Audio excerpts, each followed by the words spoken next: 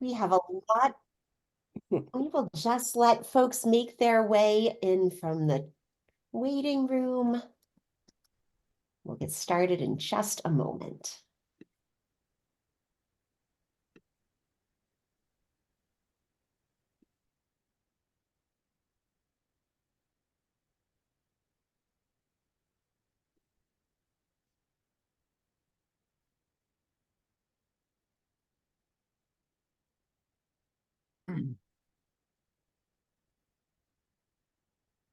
All right. Well, welcome everyone. Thank you all for joining us for today's Lunch and Learn, Permitting the Clean Energy Future. We are so happy to have you all with us today. We talk a lot about the work that we need to do to meet our necessary emissions reduction targets. The United States will need to quickly build a vast amount of clean energy infrastructure, from renewable energy generation to long distance transmission lines and electric grid improvements. In all of that conversation about what we need to build, we sometimes skip over the next part, which is that meeting those ambitious procurement targets for wind and solar and storage, that's just the beginning. Where and how we build is governed by a multi-layered system of local and state and federal permits that are evaluated and issued or denied by a number of different agencies. These processes intersect and their timelines overlap, but not entirely, and it is confusing. Luckily, we have some really smart, wonderful experts with us today to help clarify the process of permitting, which we will hear a lot about in the coming years. Rob Wood is the director of Maine DEP, that's Department of Environmental Protection's Bureau of Land Resources. He's often submitting applications, but also reviewing them. Sarah Haggerty is the conservation biologist and GIS manager at Maine Audubon and a terrific environmental advocate. Sean Mahoney is executive vice president and Conservation Law Foundation and has a regional bird's eye view of some of the work that we will all be doing together. Thank you for being with us. My name is Kathleen Neal. I'm the Senior Director of Policy and Partnerships here at Maine Conservation Voters and Maine Conservation Alliance. Our organizations represent more than 13,000 members and supporters dedicated to building a just, thriving future for all. By acting on the climate crisis, protecting the environment, and safeguarding our democracy. MCA does that by bringing people and organizations together to educate, inspire, and advocate. MCV does that by advocating for equitable policies, holding elected officials accountable, and winning elections. Since 2020, this weekly online Lunch and Learn series has helped us advance all of those goals, creating a shared space to explore our environmental and social history, our policy priorities, the climate action movement, and more. A few notes before we dive in. We are going to hear from each of our speakers first and then tackle your questions in the Q&A session. You don't have to wait, though. You can send questions to me or to Maggie Summers through the chat whenever they occur to you. We'll synthesize those with common themes and ask as many of them as possible following the presentation. We ask that you not message our speakers directly so that they can keep their focus on the presentation, not the chat box. If you have any technical challenges today, Maggie is the one to help you out, so just send a message right to her. This event is being recorded, and the video will be posted on our website later this afternoon. You can also find recordings of all of our previous programs on YouTube, and there are a bunch of different playlists to help you focus in on particular topics. Thank you all again for joining us. And Sean, I think you're going to kick us off. Okay, great. Well, hello, everybody. It's nice to see you. We are going to kind of do this in three phases. I'm going to talk about the federal permitting process and what's relevant for the infrastructure projects that are necessary for the clean energy transition that we all know we need. And then Rob's going to address the state ones, and then Sarah's going to bring it home with some of the aspects of specific sites. And we're going to keep this short. You could go for hours on this, but we'll keep it short so we can have lots of questions for folks. So on that vein, Maggie, if you just go to the first one. So for all of these large-scale federal projects, one of the key statutes is the National Environmental Policy Act. That goes back to 1972. A lot of people call it the Magna Carta of the environmental movement. And the goal is it's an information forcing statute. So you can see some of the bullet points there. But what's most important, and Maggie, you go to the next slide, to understand is that NEPA does not mandate a decision. It's a decision-making tool, right? So its essential job is to act as the coordinator, the quarterback for the federal agencies, and make sure that the federal agencies that are implicated by a infrastructure project all are paying attention to it, paying attention to the impacts that the project might have on the domain that those agencies are in charge of, and that they weigh in on those. It can be triggered by either a federal agency taking action itself.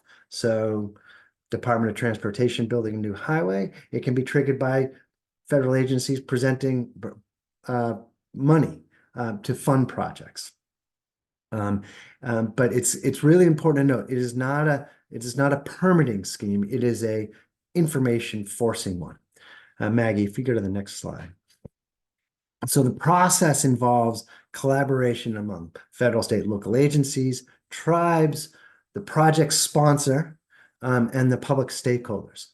And typically in the NEPA process, one agency will be the primary agency, and it changes based on the project. So if you've got a project happening out at sea, it's most likely going to be NOAA, National Oceanographic and Atmospheric Administration, that will be the lead. If it's on land, it might be the Army Corps of Engineers or EPA. If it is building a highway, it's DOT. So that will change. The key parts of the project is there has to be a purpose and need for the project, and then that purpose and need, or that project proponent, has to evaluate both the preferred alternative, how they would like the project to go forward, and then whatever other reasonable alternatives exist. So it's called an alternatives analysis. Something that's done in NEPA, and as Rob will probably talk about, it's also something that's part of state law as well. Those alternatives have to consider, have to weigh environmental impacts, socioeconomic impacts, impacts on existing uses, and the like, and weigh all those and recommend the alternative that is the least impactful, that is able to meet the project purpose. Next slide, please, Maggie. So you have some of these essential terms are the scoping process. It's at the beginning. That's the process that says, here's what the project is, here's the purpose, and this is what we think we need to consider in evaluating the project. Alternatives I just talked about. So, and this is one where what NEPA requires legally is that the agency take a hard look at all the alternatives. And so a lot of times when you have litigation surrounding the National Environmental Policy Act, it's a challenge to an agency's failure to take the hard look at the alternatives, right? So you don't just want them mailing it in. They really need to evaluate all of the viable alternatives that are out there. And they also need to look at the direct impacts of the projects, the indirect ones, and the cumulative ones. And I would say on cumulative, one of the things that we've seen in the last 4 years with the Biden administration is a real focus on the cumulative impact on communities, and particularly communities of color or environmental justice communities that have had more than their fair share of the burden of projects in the past. And that's been from my perspective, that has been a very necessary change that should have been made decades ago. Next slide, please, Maggie. So here are your three categories of projects that you have.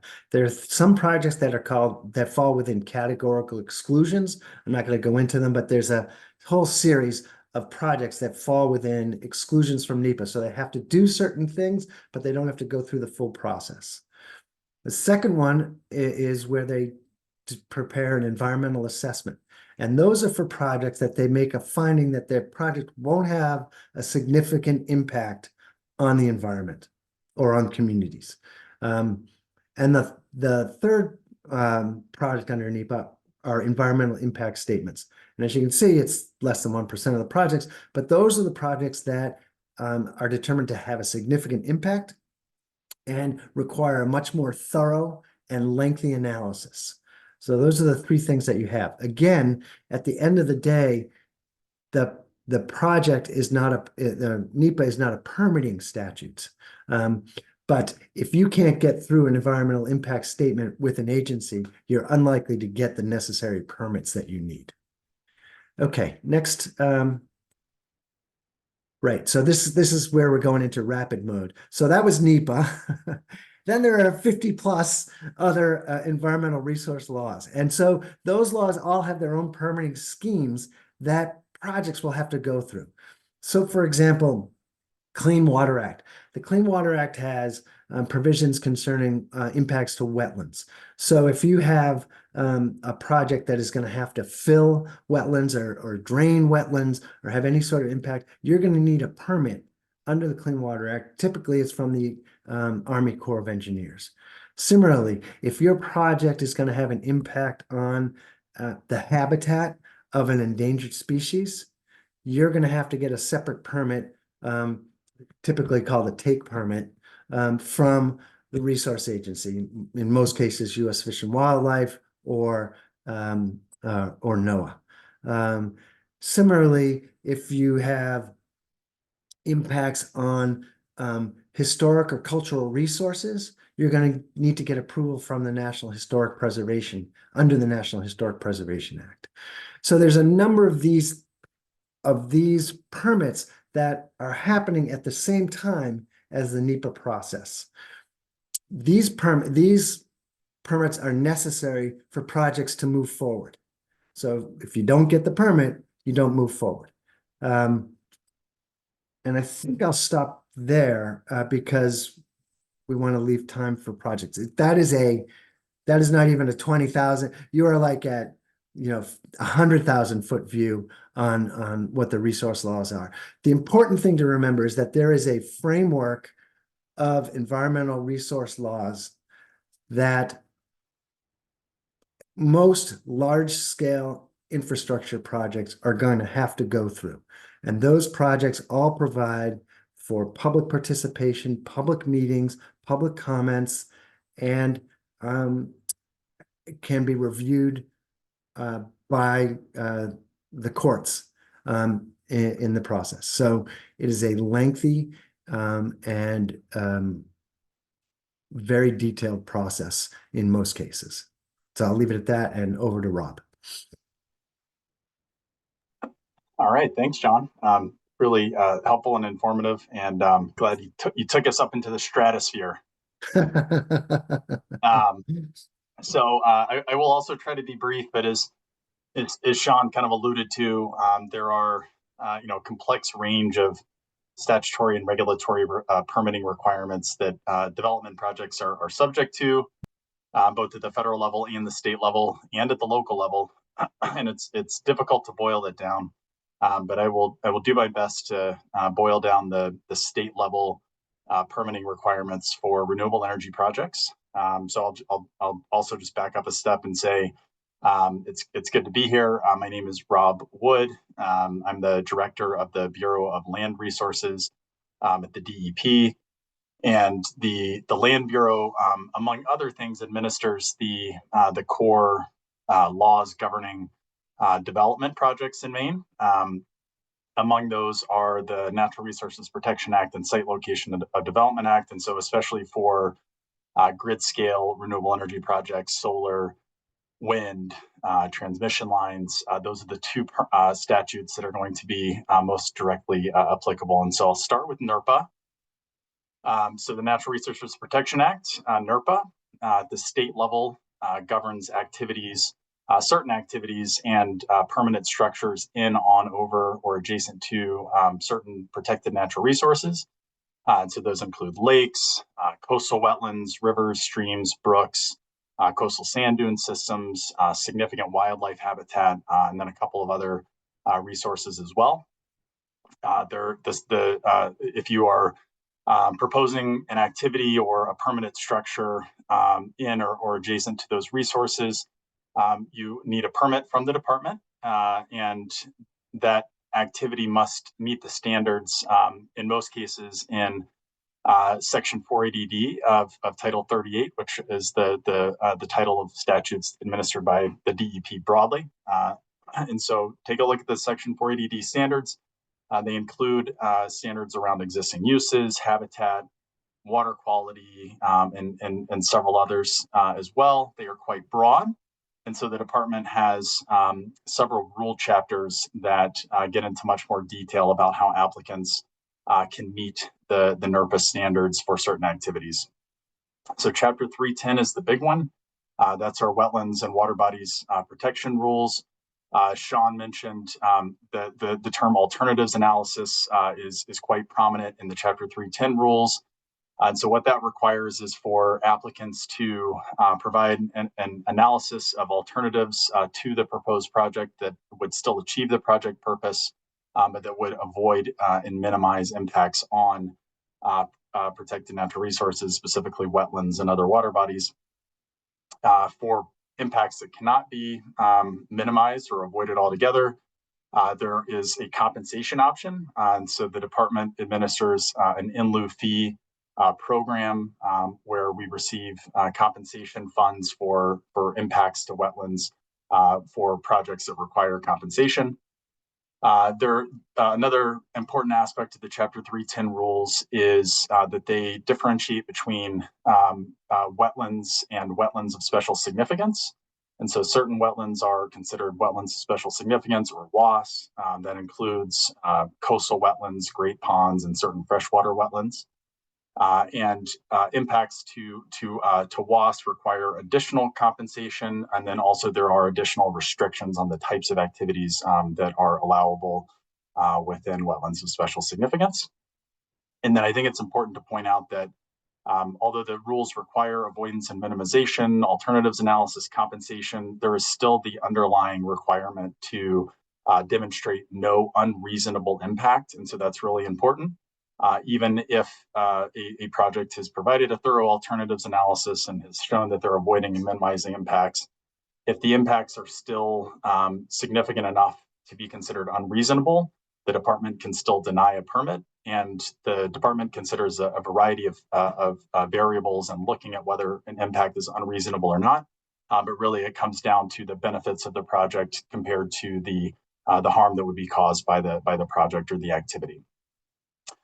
The department also administers the Chapter 335 significant wildlife habitat rules under NERPA. And so there's a very similar kind of framework around avoidance, minimization, and compensation for impacts to significant wildlife habitats. One of the big ones is significant vernal pool habitat.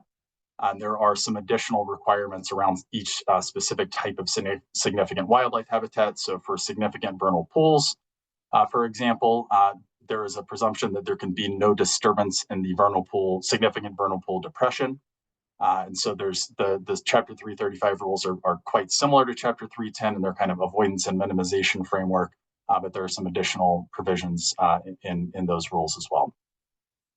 And then lastly, we also have a rule chapter around scenic and aesthetic uses. And so I won't get into the details, but just wanted to note that that is a significant factor in our review of projects under NERPA. So I'll go on now to the Site Location and Development Act, or site law.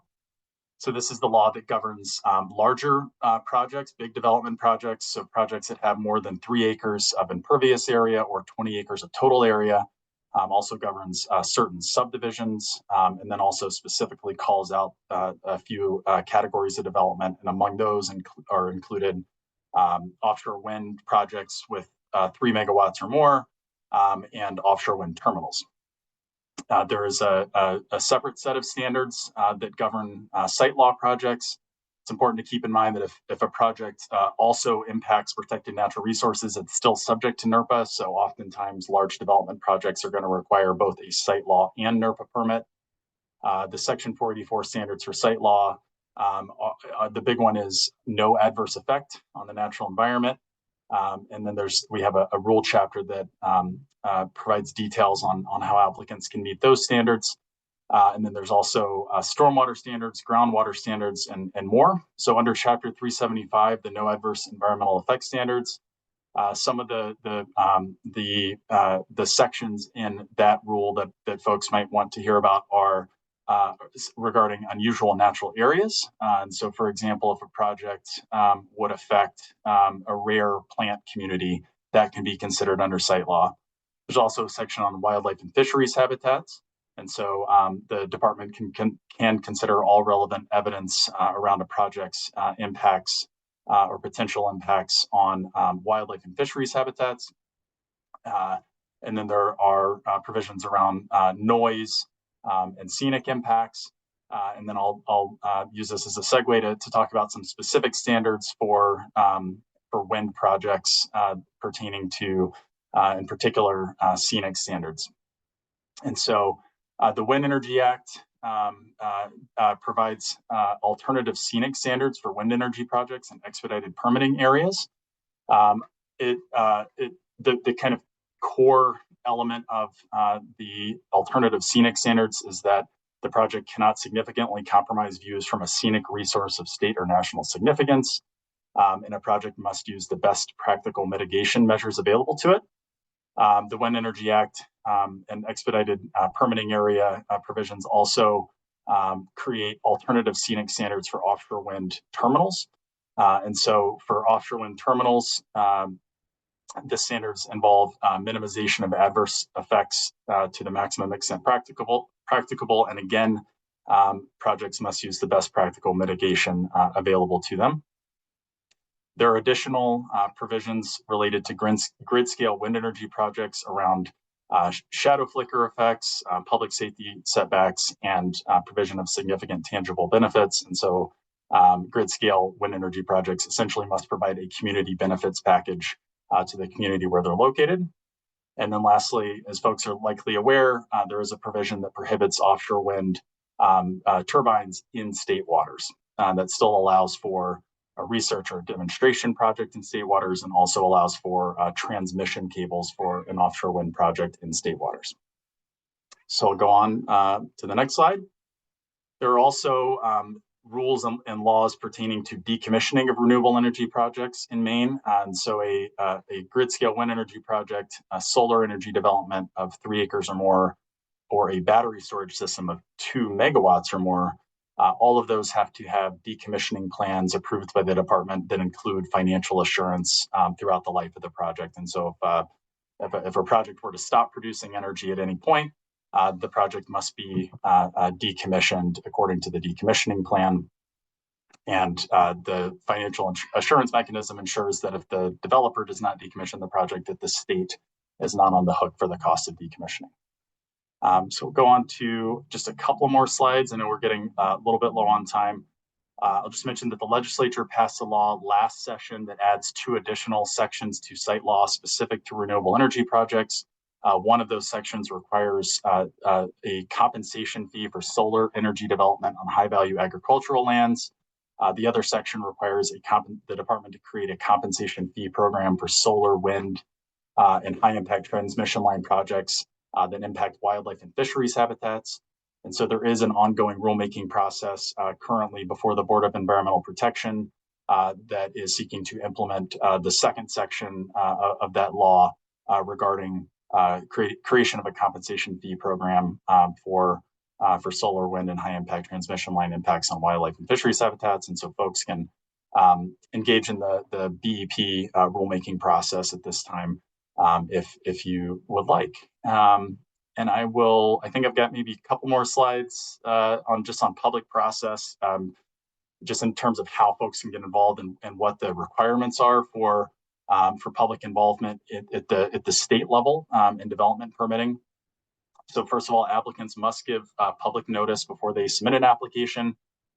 They also must hold a public informational meeting for any site law applications and then certain NERPA applications.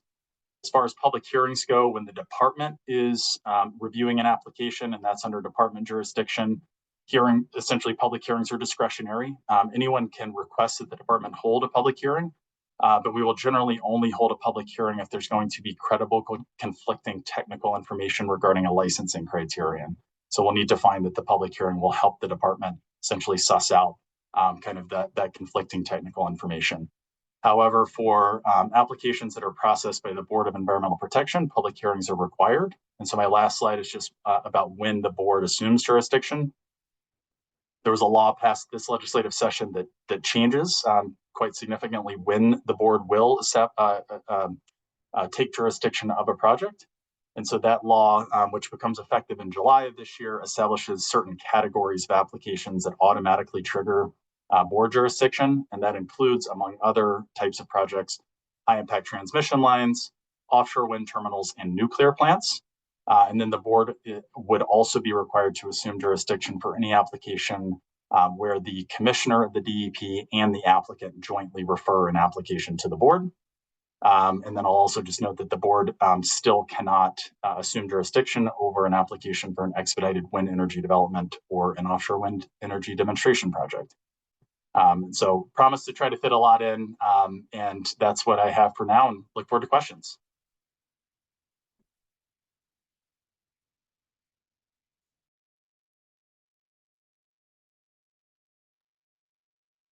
Thank you, Rob, and thank you, Sean and Sarah. We're going to go right into your presentation, and then everybody can keep those questions coming to me through the chat. We've got a good list, and let's go.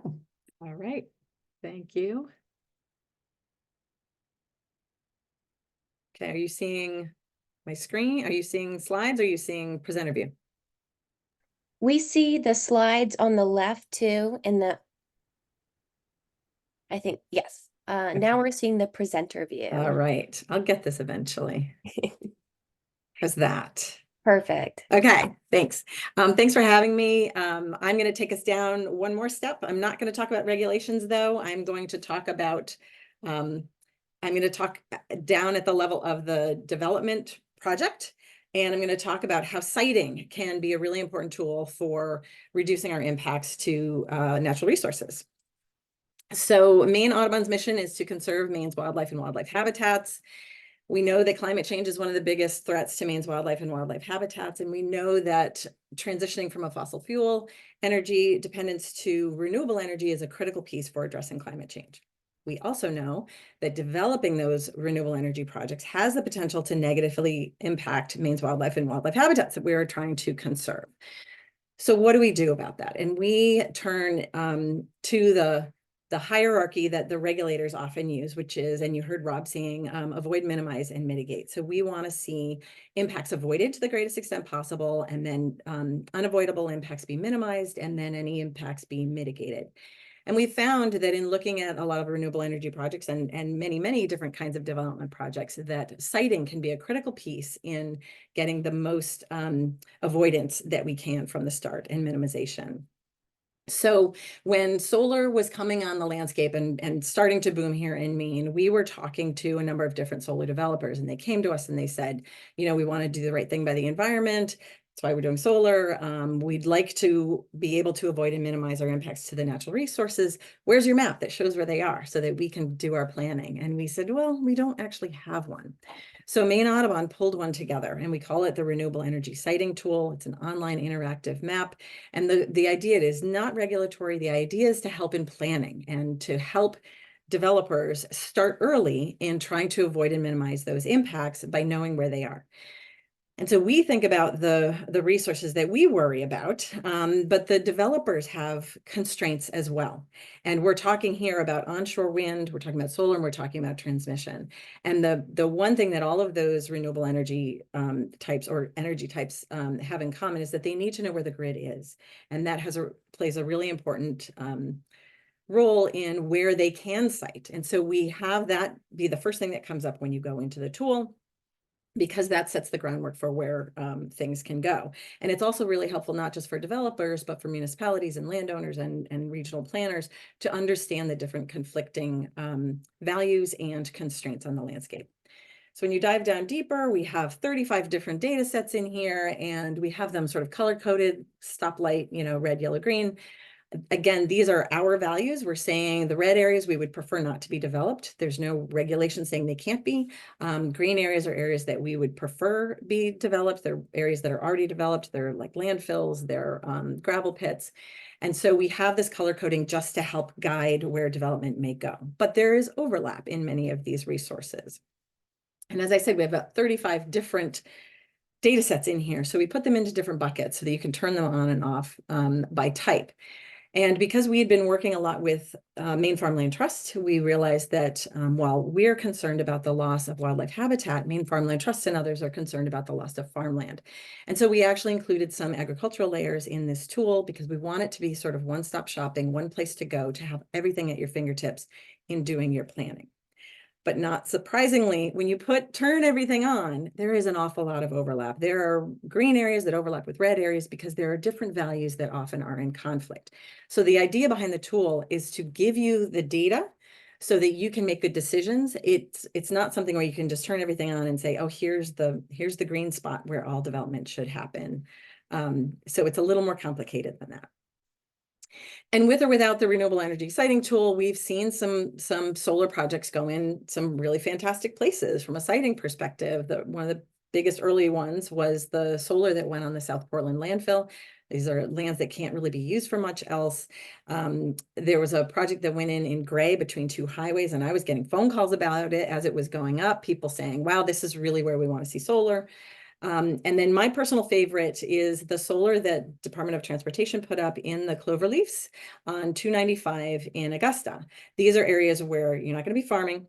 We don't want wildlife in there because we don't want them moving across highways. It's not good for wildlife or for public safety. And so these areas end up being areas that can't be used for other things. So it's a perfect place to put solar, and it's close to a population center. So you have off-takers right there. What we found when the development started was there were other people who maybe lived in the area or drove through the area regularly, and they didn't like the aesthetics of it. And so it was a reminder to us that there are conflicting values, right? I have certain values. There are 1.3 million people here in Maine. We all aren't going to agree on the same thing. So it's a good reminder that there are multiple conflicting values out there. So now I want to run really quickly through a real life example of many conflicting values and some siting efforts to try and avoid and minimize impacts to as many of those values as possible. So I'm talking about offshore wind. In 2022, the Bureau of Ocean Energy Management, or BOEM, came and said, we're really interested in looking at offshore wind development in the Gulf of Maine. And so they identified this planning area, which is really federal waters in the Gulf of Maine. So federal waters are waters further than 3 nautical miles from shore. So they started with this planning area. It's 14 million acres, and they did the first cut of taking out the low-hanging fruit, and they took out marine sanctuaries, they took out major transit routes, and they took out an area that the state had requested for a research array. So now we're down to 13.7 million acres, and BOEM reached out to specific stakeholders, including the tribes, the fishing industry, NGOs, universities, and the general public, and they said, what do you think about this area? This is our request for interest. Give us your feedback. They also reached out to offshore wind companies and said, what do you think? Would there be places here you would be interested in proposing some projects? And so a handful of energy projects came back and said, yes, we would. Or companies came back and said, we'd be interested. And there was a lot of other feedback. And so they reduced that initial request for information area into a draft call area. Now we're down to about 10 million acres. BOEM held a number of public meetings, again, asked for public input, and they did a little bit of adjustment based on that down in the southern part of the draft call area. So now they have the final call area. We're down to 9.8 million acres. And then they didn't just ask for comment. They reached out very specifically to stakeholders and to the general public, and they said, what data do you have for the values that you have, for the natural resources and the other areas of interest that you have? What data can we actually use and pull together and develop a suitability model? And so they went through that process. And I'm just going to flash quickly through some of the areas that they looked at so that you can see that there are all these different values and many of them overlap and conflict. So we have right whale concentration areas, we have right whale restricted areas for fishing, we have a number of different avian studies and data sets. We have data on biomass from trawl surveys, we have data on vessel traffic, distance from ports, distance from interconnection to the grid, different wind speed areas, fishing footprint based on revenue, fishing footprint based on landings, fishing transit data, and fishing management areas. So they have, and restricted areas. So they had all of these different data sets, and there were many more data sets as well. These are just some of the examples. And they pulled them all together into this one model. And they found that there was not a square foot of the Gulf of Maine that did not have an important resource for somebody. But their goal was to find the areas with the least conflict. And so on this map, the red areas are the areas with the most conflict. So it's low suitability. And the areas that are blue had the least conflicts. So they're more suitable. So they used this tool and they identified the draft wind energy area. This was last October. Now we're down to 3.5 million acres, right? From our 14 million at the start. And BOEM did it again. They reached out to stakeholders and the general public, and they requested public feedback on this. And when they did, they also asked for input on the these three areas that are, there's a yellow one, a blue one, a yellow one, a brown one, and a gray one. These are additional areas that they were interested in getting some feedback on. So they said, tell us about the green, tell us about these areas as well. And they got feedback that basically said, we don't like those additional areas and we'd like to see this trim done again. So now, as of this March, we had a final wind energy area. We're down to 2 million acres, but we're not done yet. So BOEM put this out again and asked for public comment. And last week, they released and published their proposed lease areas. So now we're down below 1 million acres. We have 8 potential or proposed lease areas. And these lease areas have the potential for generating 15 gigawatts of renewable energy. That's enough to power more than 5 million homes. For perspective, Maine has about 800,000. So we're talking about a lot of energy here. But we're not done yet. There will be a phase leasing process that will start in October of this year, and then there will be a second one. In the second phase will be in 2028. But right now we are in the 60-day public comment period that ends July 1. And these lease areas will be reduced again to specific sale areas. And then they have to go through all of those regulatory processes that Sean and Rob were talking about, NEPA being the biggest one, where they have to look at alternatives analyses and look at the specific impacts that they may have. So we're not done yet, and we will continue to comment as we go through this process, and we expect some exciting things to come out of it. But I wanted to share a real world example of conflicting resources. Let me see if I can stop sharing. Kudos to this incredible panel for taking us from the stratosphere to the Gulf of Maine and everywhere in between. There is clearly a lot of information that we're all going to be sort of processing. I can already see myself watching the recording of this program and saying, oh yeah, I got that this time. But we're going to try to do our best to get into as many of the questions as we possibly can. Want to remind everyone you will get a follow-up email later this afternoon, so you too can watch the recording again. Feel free to share that link with far and wide. And we'll also include in that email links to sign up for updates from the Department of Environmental Protection, from Maine Audubon, and from Conservation Law Foundation. All of these folks have great resources that go beyond what we heard today. So encourage you to take that opportunity and keep learning from our brilliant experts. All right, so let's get into the questions. Sarah, I think I'm going to start with where you left us and say it is so important to create these renewable energy projects. And there are conflicting values and opinions on every single one of them.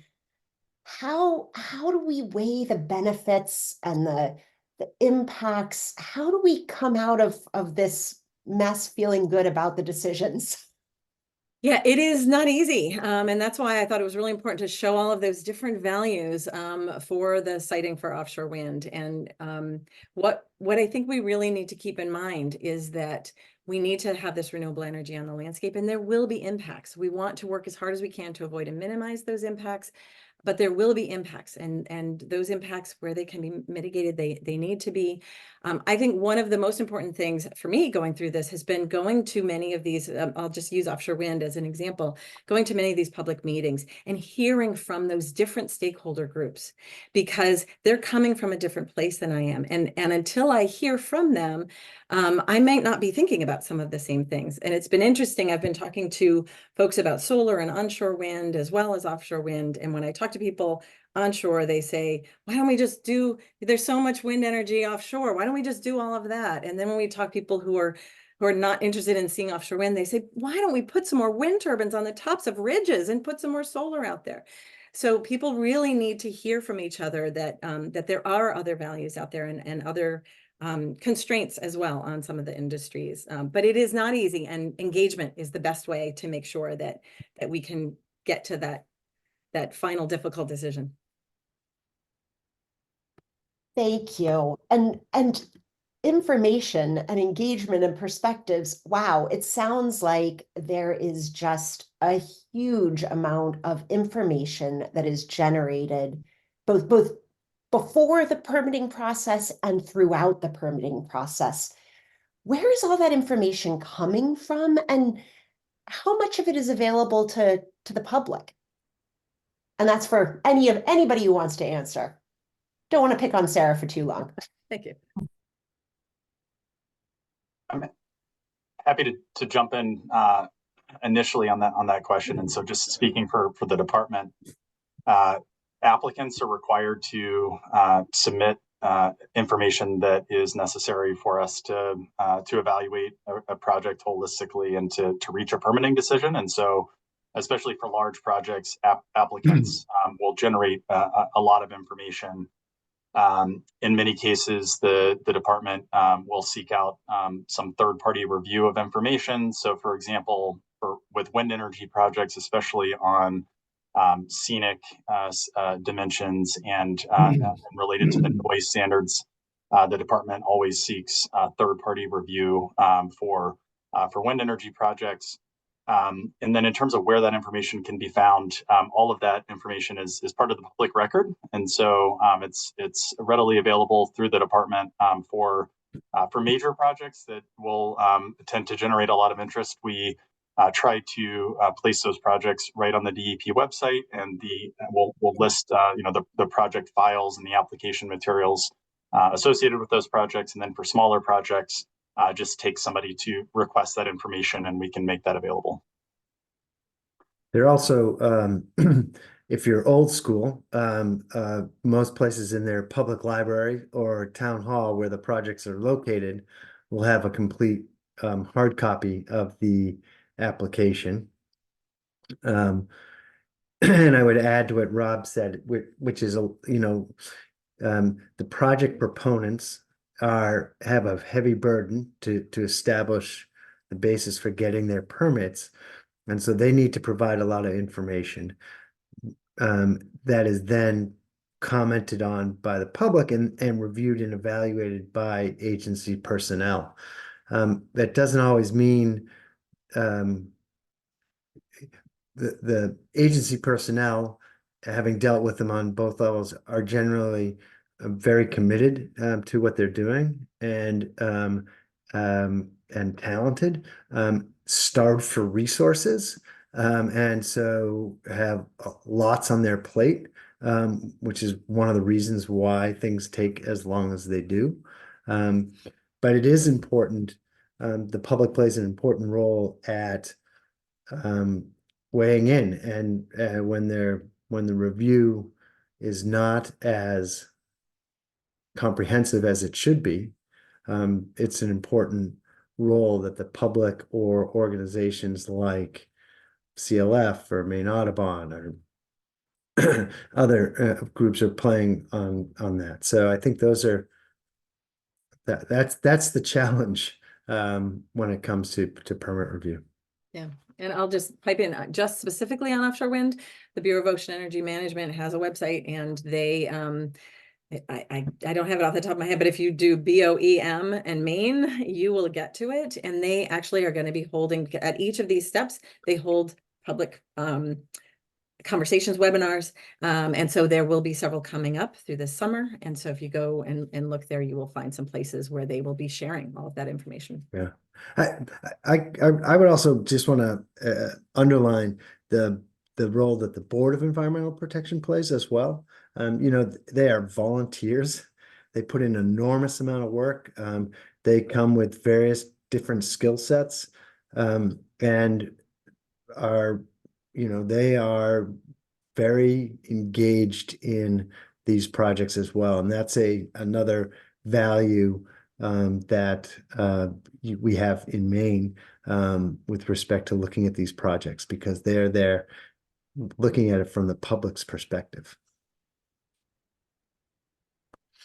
I may not always agree with them, but they work very hard and try and get to the right decisions. I'm so glad you said that, because it is true. There are so many different opinions and values that we're trying to hold together here to get through to yes on the projects that we need to meet our climate and clean energy goals. And we aren't always going to agree, but we are, I've been impressed by the intentions of everybody involved in the process, right? We're genuinely trying to figure this out together. So, Sean, you mentioned that permitting requires this hard look at alternative sites for a project. How do you even get to the point that one site is preferred and one site's in the alternatives? And does that ever flip-flop partway through the process, or make sense to me? Yeah. So the project proponent is the one who is going to say this is the preferred site when they're moving forward with their permitting process, right? So they are coming forward and saying, we want to accomplish X, and this is the best site to accomplish that X. And that might be because that's the land that they own. It may be that that's where the new transportation initiative should be. It may be we need to repair a bridge. And so that's what's the alternative? The alternative would be, what type of bridge do we replace it with? So it starts with that, but it can sometimes be the agencies can say it's not the right alternative. And in fact, this alternative has less impact and more benefit. And that's the one that you should be going for. Again, that analysis comes up in the NEPA analysis, but it also comes up in the permitting analysis, as Rob said. So it comes up in the site law NEPA piece, but it also comes up in the NEPA piece. I've seen projects that have come in and said they wanted to do X, and they'll end up doing Y. And it's not an entirely different alternative, but it may be an alternative configuration.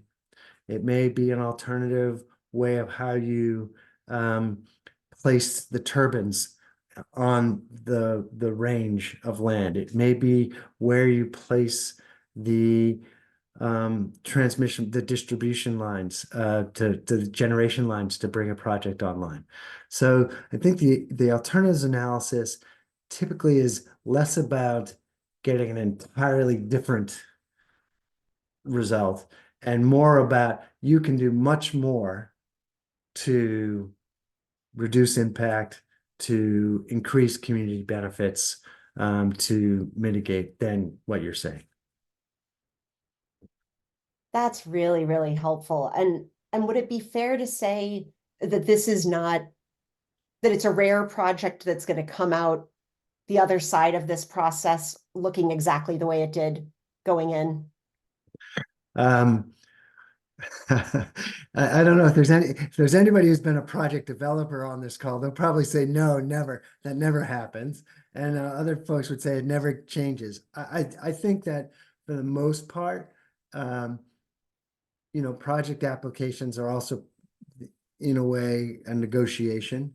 And so people are coming in and saying, this is what we think we can do. And particularly projects that are put forward by a private entity that's looking to, turn it into a money-making opportunity. So, you're trying to keep your costs down to increase, your return. So there's that bit that's in there for sure. I would say that, it's a rare project that has a significant impact on resources that is going to come through in the same shape as when it started at the process. I don't know if Sarah or Rob have anything on that one. Yes, I would agree, and I would add onto that the statutes and rules that the department administers allow for placement of reasonable conditions on permits, and so oftentimes, for most permits that the department issues, there are always standard conditions, and then there will often be additional special conditions that have to be complied with in order to meet the standards of the law. And so for larger projects, there can be many conditions, sometimes dozens of conditions. And so there are often quite a few modifications that the applicant will propose through that iterative process, and then also that the department will impose through special conditions. And there are, more generally speaking, in regulation, sometimes there are ways that you can, as long as you follow the restrictions or sort of rules that the regulating agency is looking for, your permitting can go much easier. And so with different kinds of projects, there are permits by rule, where as long as you're doing A, B, C, and D, you can get through. I don't think we have any specifically for renewable energy at this point, but those concepts are out there within the regulated space. That sounds like it might be part of the solution to one of the questions that we have here, one of the answers to one of these questions, which is, this seems to take a long time. Sean, I think there was a line on one of your slides that the environmental impact statement takes an average of 6.5 years. Was that right? That it's a little dated, but it can be, and those are for big projects. Yeah, it does take a long time from start to finish. And I think one of the things that the Biden administration, actually every administration, going back to the Clinton administration, has been trying to streamline permitting process.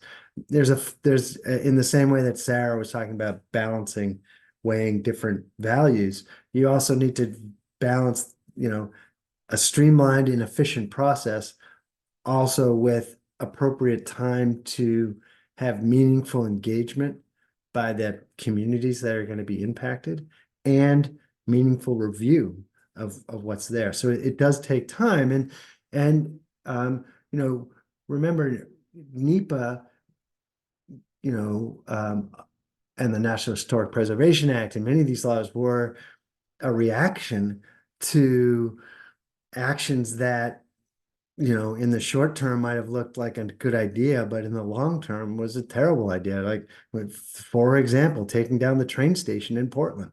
What a tragic loss of, for, it's not my favorite strip mall. It's a strip mall there now, right? And it was a beautiful train station. So part of it is to take a breath and make sure that this is what we want to do. At the same time, you can't, delay can kill projects and good projects. And so you have to be weighing those two things. I do think that the Biden administration on the federal side is making efforts to move the process along more efficiently and bringing in more people. So it's not easy. But they have specific deadlines, and as Rob knows, the department has specific deadlines by which they have to act, and so it does present a challenge to manage those deadlines, I'm sure. Yeah, yeah. And how do those deadlines line up? Like, do you have to finish the state process before you start the federal process, or is there some efficiency? I'm just trying to get this done this century, right? There's no requirement to go through one process before the other as far as state versus federal, but oftentimes, especially for large projects, applicants are going to be moving forward in parallel along both tracks simultaneously, and often will engage federal and state agencies together in scoping meetings as they're developing applications. And so that's fairly common that we see for large projects, that applicants will get the state and federal, all the relevant state and federal agencies together to get feedback kind of on their submissions before they actually submit an application. And there's never an instance when there's any indication of whether an application will be approved or denied before it's submitted. But we can provide feedback on whether the information is adequate to constitute a complete application.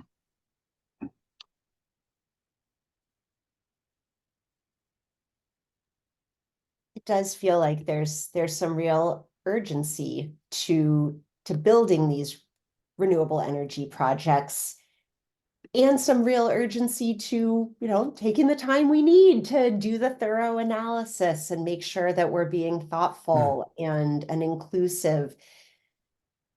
Is there anything where, does the urgency of a project being undertaken ever sort of allow an override or a is there ever a moment where the permitting agency would say, you know what, it's not perfect, but we got to keep going?